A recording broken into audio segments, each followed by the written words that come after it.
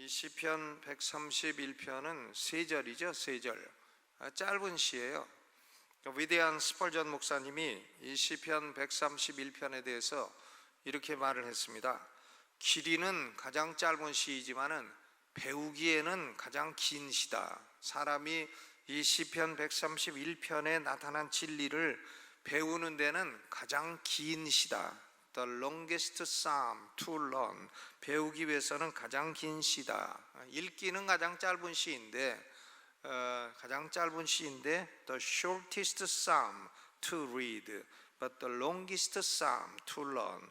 그러니까 읽기는 가장 짧은 시인데 배우기는 가장 긴 시다. 그런 얘기를 했습니다.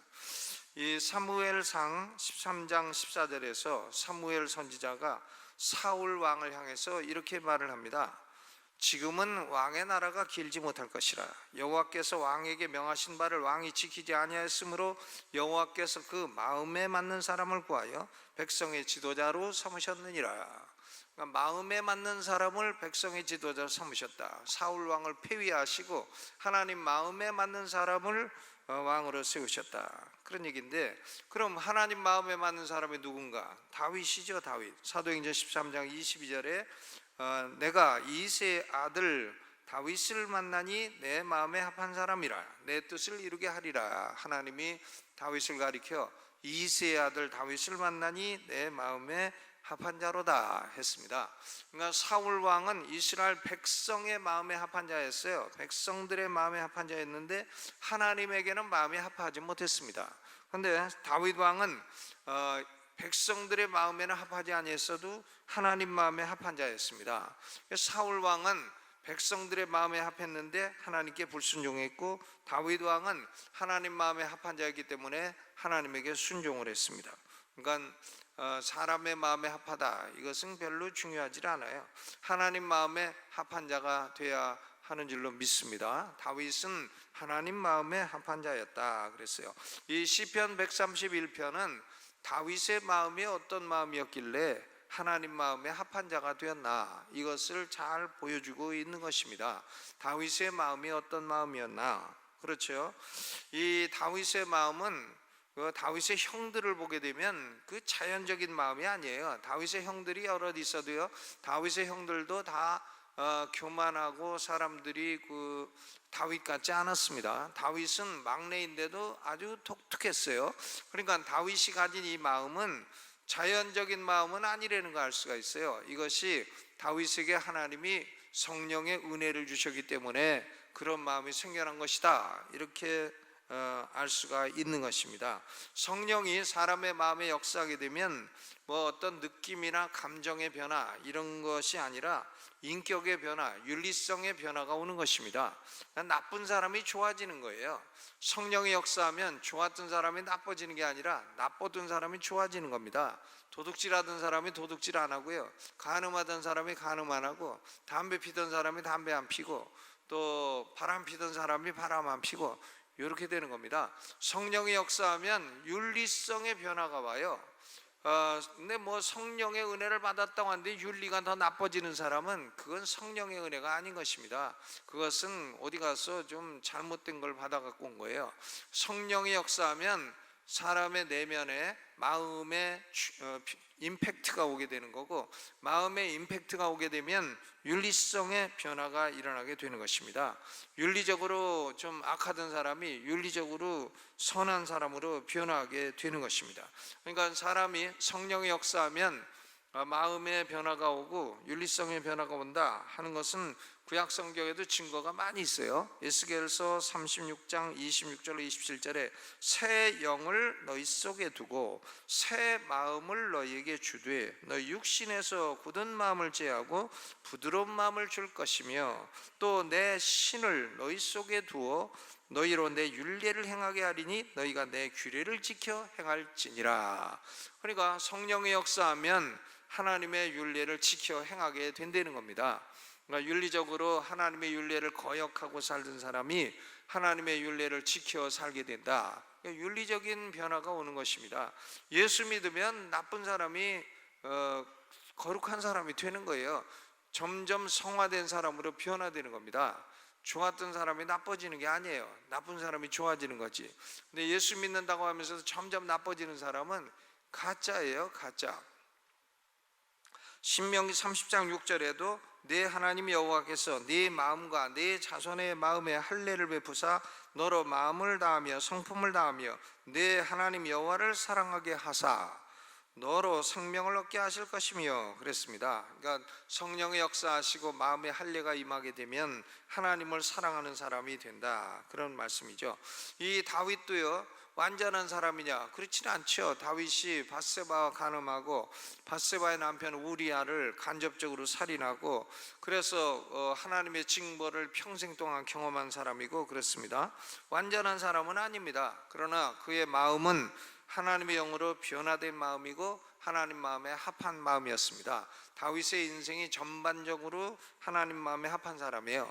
그러니까 다윗의 길로 따라갔다 하는 사람은 왕들도 다 훌륭한 왕이에요. 그런데 뭐 이 사울처럼 사울이나 뭐 또 이 북왕국 여로보암이나 뭐 이런 길을 따라간 사람들은 다 악한 사람들이죠. 왕들도 다 악한 사람들이에요. 여로보암의 길을 따라갔다 그러면 그건 악한 왕이에요. 다윗의 길을 따라갔다 그러면 좋은 왕이고요. 그렇죠. 그러니까 다윗은 하나님 마음에 합한 사람이었다 하는 건데, 시편 131편에는 다윗의 마음에 네 가지 특징을 말하고 있어요.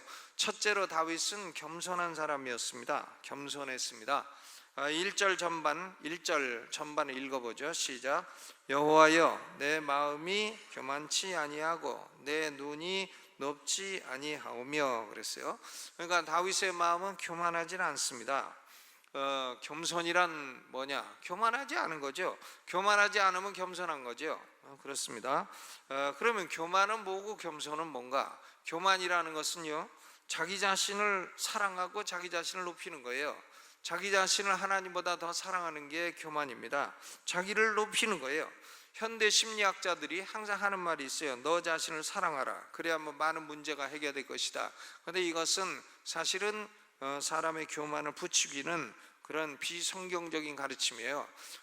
성경은 뭘 우리에게 명하나? 하나님을 높게 생각하고 너 자신은 낮게 생각해라, 그겁니다. 겸손이 뭔가? 하나님을 높게 생각하고 자기 자신을 낮게 생각하는 거죠. 우리가 하나님 앞에서 보면 우리 자신을 높일래야 높일 수가 없잖아요. 하나님이 거룩하시고 하나님이 영원하신 하나님인데 우리는 죄가 많고 유한한 존재인데 어찌 감히 하나님 앞에 나를 높일 수가 있겠습니까? 그러니까 겸손이란 뭔가 하면 하나님을 높이고 나를 일부러 낮추는 게 아니라 하나님 앞에서 나 자신을 보게 되면 나는 죄 많고 유한한 존재다, 이런 것을 알게 되고, 그렇기 때문에 하나님을 높이고 자기 자신을 낮추는 사람은 교만심이 자리 잡기 어려운 사람인 것입니다. 여러분, 다윗은 위대한 왕이고 또 이스라엘 역사 중에 최고의 왕이고 부유한 왕입니다. 그럼에도 불구하고 시편 131편을 포함해서 다윗의 모든 시에서 교만의 자취를 찾아보기가 어려워요. 다윗은 교만한 말을 한마디도 안 합니다. 이 모든 것을 내가 이루었다 이렇게 말하지 않아요. 그렇게 생각하지도 않아요. 또 자기 자신의 죄로 인해서 초래된 징벌에 대해서도 하나님 어찌해서 내가 의로운데 나한테 이렇게 징벌을 내리십니까? 이렇게 불평하지도 않아요. 나는 받을 걸 받았다 이러고서 이 하나님은 의로우신 하나님이시고 나는 마땅히 받을 걸 받았다 이렇게 생각하는 사람이었습니다. 그러니까 다윗은 이 교만한 흔적이 하나도 없어요. 시편 51편 4절 반성문이죠. 시편 51편이 밧세바와 간음하고 우리아 죽이고 반성문 쓴 겁니다. 내가 주께만 범죄하여 주의 목전에 악을 행하였사오니, 반성문을 써. 주의 목전에 악을 행하였사오니 주께서 말씀하실 때 의로우시다 하고 판단하실 때 순전하시다 하리이다. 이게 무슨 말인가? 주께서 말씀하실 때 의로우시다 하고 판단하실 때 순전하시다 하리이다. 이건 뭐냐면 영어는 성경에 이렇게 되어 있어요. You are right when you speak. 주께서 말씀하시는 것은 모두 다 옳은 말씀이십니다. You are justified when you judge. 주께서 판단하실 때에는 모두 다 정당하신 판단이십니다. 이런 뜻이에요. 그러니까 다윗은 자기가 벌을 받아도 주님은 의로우시고 나에게 벌을 내리시는 주님은 정당하신 하나님이십니다.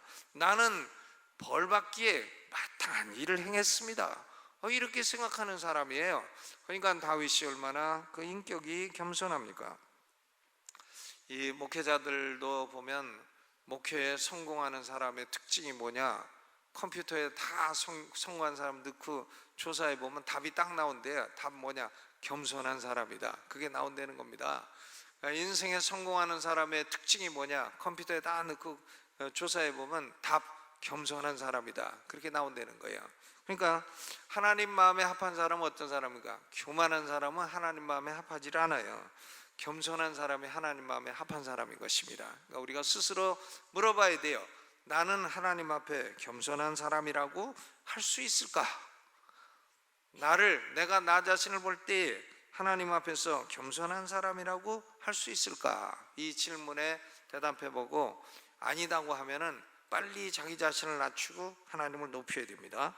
잠언 16장 18절에 보니까 교만은 패망의 선봉이요 거만한 마음은 넘어짐의 앞잡이니라.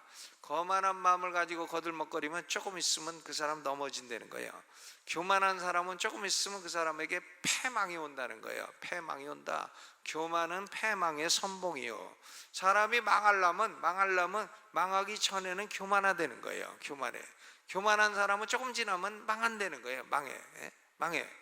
교만은 패망의 선봉이요 거만한 마음은 넘어짐의 앞잡이니라. 그러나 잠언 18장 12절 보면 겸손은 존귀의 앞잡이니라. 사람이 겸손하면 그 다음에는 반드시 존귀가 온다는 겁니다. 그러니까 다윗이 하나님 마음에 합했는데 그 첫째가 뭔가 하면 겸손이에요. 겸손. 오늘 명절을 당해서 우리의 영혼이 겸손한 영혼이 되시기를 주님의 이름으로 축원합니다. 두 번째로 다윗은 하나님의 섭리를 전적으로 신뢰하는 사람이에요. 전적인 total trust, 전적으로 하나님을 신뢰합니다. 1절 후반을 읽어보죠. 시작. 내가 큰 일과 미치지 못할 기이한 일을 힘쓰지 아니하나이다 그랬어요. 내가 큰 일과 미치지 못할 기이한 일을 힘쓰지 아니하나이다. 신학생들이 공부하기 싫을 때 이 말씀 늘 인용해요. 공부하기 싫으면 어려운 공부, 어려운 책 갖고 읽어와서 레포트 써거나 그러면 내가 미치지 못할 큰 일을 힘쓰지 아니하겠나이다. 아주 오해하는 말씀 중에 하나죠. 어려운 거 공부하라 그러면 내가 큰 일과 미치지 못할 기이한 일을 힘쓰지 아니하겠나이다. 이렇게 말을 합니다. 근데 이것은 게으름을 합리화하거나 또 큰 일을 안 하는 걸 하나님이 기뻐하신다든가 우리의 무식함을 하나님이 좋아하신다든가 그런 의미가 아니죠. 여기 미치지 못할 기이한 일이라는 말은 내가 이해하기에 너무나 어려운 일이란 뜻이에요. Things too difficult for me to understand. 내가 너무나 어려워서 이해가 안 되는 일이라는 겁니다. 내가 너무나 어려워서 이해할 수 없는 일, 내 능력으로도 어떻게 해볼 수 없는 일, 그런 경우에 나는 염려하거나 걱정하거나 하지 않고 하나님이 좋게 해주시리라고 신뢰한다는 말이에요. 그러니까 이렇게 이런 신뢰를 보인 대표적인 사람이 누군가 하면 욥이죠. 욥은 자기 인생에 왜 그런 일이 일어나는지 이해를 못해요. 왜 갑자기 하나님이 자기 자녀 열을 한꺼번에 다 죽이시는지, 왜 자기 재산을 한꺼번에 하루아침에 다 뺏어가는지, 왜 자기 몸에 그런 질병이 나게 하는지 욥이 이해를 합니까? 우리는 욥기를 기록해서 지금 읽으니까 그게 이해를 하지 욥은 이해가 안 돼요. 이해가 안 됩니다. 그래도 욥은 하나님을 전적으로 신뢰해요. 주신 자도 여호와시요 취하신 자도 여호와시오니 여호와께서 영광을 받으실지로다. 전적으로 신뢰합니다. 그러니까 내가 큰 일과 미치지 못할 기이한 일을 힘쓰지 않는다. 내가 이해 안 가는 일을 염려하지 않는다. 내가 능력이 닿지 않는 일을 내가 걱정하지 않는다. 전적으로 하나님을 신뢰한다는 그런 얘기인 것입니다. 다윗이 이런 인격적인 특징을 갖고 있어요. 다윗도요, 요셉처럼 한 10대 후반 17살쯤에 왕으로 기름 부음을 받고, 그리고 골리앗을 죽이고, 그리고요 10년 이상이나 30에 이 헤브론에서 왕이 되는데 10년 이상이나 사울 왕에 쫓겨다니고 광야를 방황하고 굴 속에서 살고 참 죽을 고생하잖아요. 이해 못해요 다윗이요. 야, 하나님 나를 왕으로 왜 괜히 기름 부어 갖고 나한테 이렇게 재수 없는 일만 이렇게 생기고 내가 이 젊은 나이에 이 고생을 해야 합니까? 하나님 나 기름 부음이고 뭐고 좀 기름 부은 거 좀 걷어가 주시오, 이럴 수도 있는데 다윗이 그렇게 하지 않아요. 이해가 안 가도 그냥 견디는 겁니다. 견뎌요. 그 젊은 나이에 광야를 방황하면서 사울 왕에게 쫓기면서 죽을 위험을 다 겪으면서 그래도 전적으로 하나님을 신뢰해요. 전적으로 여호와가 나의 목자시니 내게 부족함이 없으리로다. 나를 푸른 초장에 누이시며 쉴 만한 물가로 인도하시는 도다. 전적으로 신뢰하죠. 내가 사망의 음침한 골짜기를 다닐지라도 주의 지팡이와 막대기가 나를 안위하시나이다. 여러분, 세상에 나는 아무것도 부족한 게 없다고 말할 수 있는 사람은 누가 있어요? 다 보면 뭐가 다 부족하다 그러지. 근데 다윗은요, 여호와가 나의 목자시니 내게 부족함이 없으리로다. 아무것도 모자란 게 없다는 거예요. 아무것도. 우리 성도들은 참 이해 안 가는 일이 인생에 많이 일어나죠. 이해 안 가는 일이 인생에 많이 일어나도 전적으로 하나님을 신뢰해야 돼요. 이해 안 가는 건 그냥 내가 이해가 안 갈 뿐이에요. 내 능력이 미치지 못할 뿐이에요. 그래도 그걸 가지고 염려하고 걱정하고 하하 왜 그랬을까, 하하 왜 그랬을까 걱정하고 그럴 거 없어요. 뭐 어차피 내 능력이 안 미치고 어차피 내 이해가 안 미치지만 하나님은 내게 모든 것을 합력해서 선을 이루어 주시리라. 이걸 전적으로 신뢰하는 거죠. 전적인 신뢰, 하나님의 섭리에 대한 전적인 신뢰. 아멘. 그렇죠.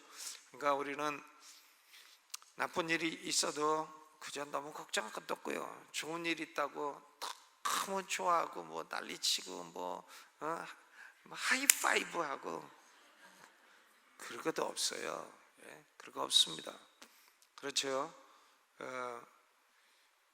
그냥 하나님이 다 알아서 좋은 길로 인도해 주시리라 하고 전적으로 하나님을 신뢰하는 겁니다. 다윗은 겸손했고 전적으로 하나님을 신뢰했어요. 세 번째로 다윗은 자족하는 법을 배웠어.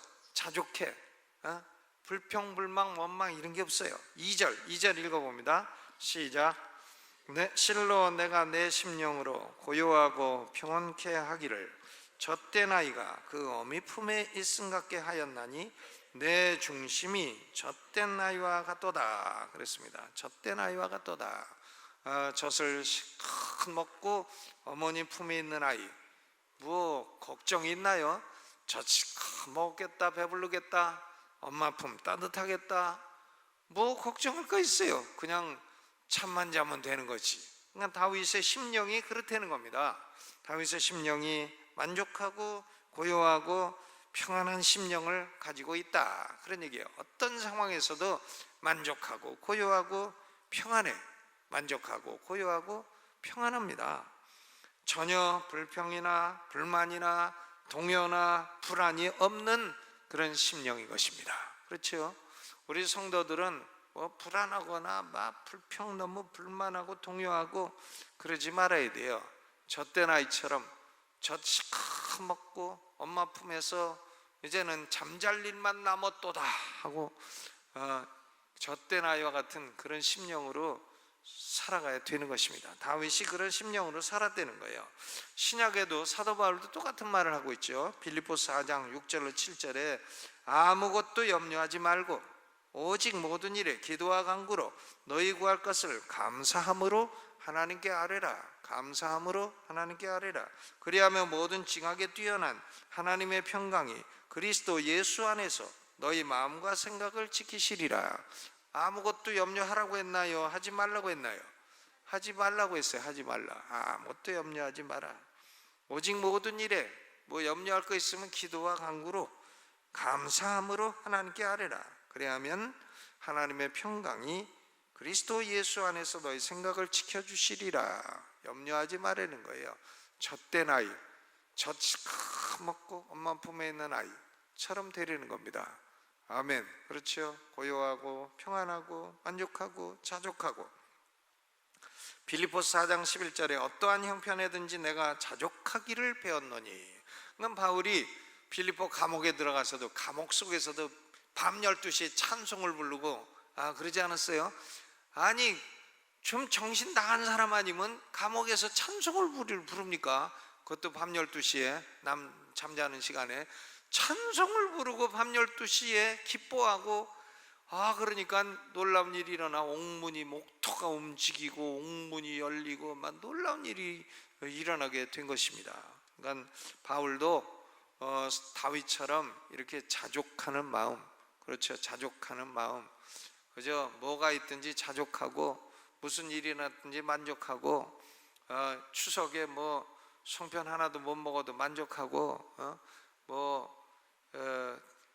뭐지 그거 토랑국 못 먹어도 만족하고 그저 먹을 수 있는 것만도 만족하고 자족하는 거죠. 자족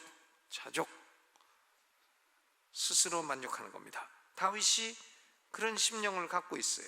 그 다음에 네 번째로 다윗은 하나님을 향한 소망을 갖고 있는 사람이에요. 소망이 있어. 다윗은 소망. 3절 읽어봅니다. 시작. 이스라엘아 지금부터 영원까지 여호와를 바랄지어다. 시편 130편하고 131편하고 공통점이 있어요. 그게 뭐냐? 7절 130편 7절에도 이스라엘아 여호와를 바랄지어다. 또 131편에도 이스라엘아 여호와를 바랄지어다. 여호와를 바랄지어다. 이게 후렴이에요. 후렴. 계속 여호와를 바랄지어다. 여호와를 바랄지어다. 그러니까 여호와 하나님에게 소망을 두라는 얘기죠. Put your hope in the Lord. 너의 소망을 주님에게 두어라. 이런 얘기입니다. 다윗은 왕이었지만 자기 능력에 소망을 두지 않아요. 내가 능력이 많으니까 뭐 나는 소망이 있다. 그러지 않습니다. 내가 왕이니까 내가 소망이 있다. 그거 아닙니다. 그것도 아니에요. 또 자기 재물에도 소망을 두지 않아요. 내가 돈이 많으니까 나는 소망이 있다. 그거 아닙니다. 신약 성경에도 어리석은 부자가 뭐 시큰 농사져 갖고 재물 잔뜩 얻고 이젠 재물에 소망을 두고 내 영혼아 편히 먹고 쉬자 하다가 그 다음에 바로 죽었잖아요. 그러니까 그런 것에 소망을 두지 않습니다. 그런 것은 우리의 소망의 닻이 될 수가 없어요. 소망의 근거가 될 수 없어요. 오직 다윗은 하나님에게만 소망을 두었습니다. 하나님이 내 소망이시다. 아멘. 그렇죠. 하나님이 내 소망이시다. 소망이라고 하는 것은, 성경의 소망은 단순히 그렇게 되기를 내가 바라나이다 라고 하는 흐릿한 소망이 아니에요. 하나님이 나의 장래, 나의 영혼까지 포함해서 나의 장래의 모든 것을 확실하게 책임져 주시리라. 이것을 확실히 믿는 게 소망이에요. 하나님이 나의 장래도 책임져 주시고 나의 영혼도 책임져 주시리라. 나의 소망은 하나님께 있도다. 아멘. 그렇죠. 이 권력이라는 것도 사람을 배반하잖아요. 권력 잡고 막 호령할 때는 뭐 하늘에 나는 새도 떨어질 것 같은데 조금 있다 보면 뭐 그만 형편없어져 가지고 그냥 또 감옥에도 갔다가 또 어떤 사람은 백담사도 갔다가, 이게 권력이라는 게 참 무상합니다. 그렇죠. 뭐 소망을 둘 게 못 돼요. 보면 못 됩니다. 권력이라는 게 그렇습니다. 그러니까 권력 잡을 때 너무 좋아할 것도 없고 조금 있으면 또 나도 또 공짜 밥 먹으러 가야 될 것이다 이렇게 생각하는 게 지혜로운 사람일 것 같습니다. 권력이 소망을 둘 게 못 돼요. 돈도 소망을 둘 게 못 돼요. 돈 가지고 있어도 또 다 날아갈 수도 있고, 또 있어도 쓰지도 못하고 죽을 수도 있고. 어떤 분이 그랬다잖아요. 200억을 캐시로 딱 갖고 있었는데 갑자기 그걸 가지고 큰 사업을 하려다가 죽었대. 죽었는데 국가에서 상속세로 200억 다 가져가더래. 그래가지고 현찰이 있던 거 한 푼도 없어졌다는 거예요. 국가가 다 가져가고 상속세로. 소망의 근거가 될 수가 없는 거죠. 소망의 근거가 될 수가 없습니다. 저는 가끔 보면 야인시대 같은 그런 걸 재밌어요. 야인시대 아시죠? 김두한, 시라소니 아시죠? 이북에서 제일 주목 센 사람 시라소니고, 남한에서 제일 주목 센 사람 김두한이. 김두한은 별명이 뭐냐면 한방이야, 한방. 그러니까 한방 딱 때리면 그냥 졸도야. 그래서 별명이 한방인데, 김두한이가 그 주목세계 이천 출신 이정재니 뭐 유지강이니 무슨 또 만약 쌍칼이도 있고 또 뭐도 있더라. 하나서 하여간 동대문파 무슨 서대문파 종로파 명동파 해가지고 아주 주목들이 많이 있었어요. 그걸 김두한이가 다 이제 평정을 하잖아요. 평정을 해서 전국적인 주목 조직으로 만들고, 주목 조직이 단순히 양아치 조직이 아니라 일종의 정치 조직으로 이렇게 변화하는데 김두한이 아주 중요한 역할을 하죠. 김좌진 장군의 아들 김두한. 근데 저는 김두한보다 이 시라소니는 박치기, 북한 박치기의 대가 아니에요? 10m 전방에 있는 사람은 날라가지고 박치기를 한대네. 그러면 그냥 현장 졸도라네. 10m 전방은 10m가 그 사람이 날라가지고 박치기하기에 제일 좋은 거리래. 10m가 얼마나 내가 지금 김술래 권사님 있는데 10m도 넘는데 그걸 날라가지고 박치기를 한다. 시라소니. 근데 이 시라소니가요, 나중에 예수 믿고 그 훌륭한 사람이 됐어요. 시라소니 아들이 일산에서 지금 목회하는 목사예요. 그분 한번 모셔다가 좀 집회 좀 하고 싶어. 시라소니 아들. 근데 그 주목들도 다 보면 지금 주목이 아니라 지금 나한테도 맞으면 비실비실한 사람, 이정재도 사형당했지. 다 그런 사람들 됐잖아요. 다 지금 주목도 의지할 게 못 됩니다. 주목의 소망을 두나, 지갑의 소망을 두나, 권력의 소망을 두나, 지위의 소망을 두나, 이게 소망이 안 돼요. 결국은 조만간 다 날아갈 것이고 다 약해질 것입니다. 그런데 하나님께 소망을 두면 나의 장래뿐만 아니라 내세까지도 영원히 확실하게 책임져 주신다. 그러니까 우리 소망은 어디다 둬야 됩니까? 하나님에게. 사람들이 만약 물어봐, 당신의 소망은 어디에 두고 있습니까? 그럼 뭐라고 대답해요? 내 소망은 여호와께 있습니다. 이렇게 대답해야죠. 내 소망은 주먹입니다. 그러면 뛰는 놈 위에 나는 놈 있다고 주먹 아무리 세도 더 센 놈이 또 나와요. 여러분, 다윗은요 이 네 가지 마음을 가졌어요. 첫째, 겸손하고, 둘째, 하나님의 섭리를 전적으로 신뢰하고, 셋째로는 젖된 아이와 같이 자족하고, 그리고 넷째로는 여호와를 소망하고 하나님께 소망을 두고.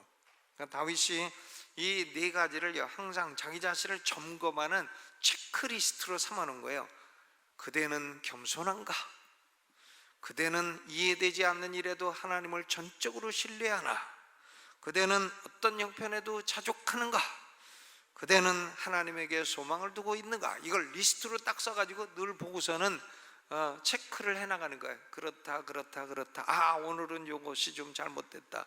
이렇게 체크리스트로 만들어가지고 자기 자신을 늘 점검을 하는 그것이 시편 131편인 것입니다. 우리 스스로도 다윗처럼 이 네 가지를 마음을 가지고 살아가면 되는데, 다윗은 다윗이고 나는 나지 왜 내가 다윗의 마음을 가지고 살아야 되나? 또 그렇게 또 시비 걸고 나오는 사람이 있을 수 있어요. 근데 그것은 그렇지 않아요. 왜 그러나? 이 시편 131편은요 다윗의 시이지만 이것은 예수 그리스도에 대한 예표의 시예요. 이것은 예수님의 마음을 말한 거예요. 예수 그리스도에 대한 메시아시예요. 이것이 메시아의 마음을 말한 겁니다. 메시아의 마음, 이게 누구 마음인가? 예수님 마음이에요. 예수님 마음. 그러면 이 마음이 예수님의 마음이라고 한다면 우리는 예수님을 닮아가야 될 사람이기 때문에 이 시편 131편에 있는 이 네 가지 마음을 반드시 배우고 또 그런 마음을 갖도록 기도하고 그렇게 살아가야 될 줄로 믿습니다. 오늘 시편 131편 네 가지 마음 우리도 가져서 우리도 하나님 마음에 합한 자로 살아가시기를 주의 이름으로 축원합니다.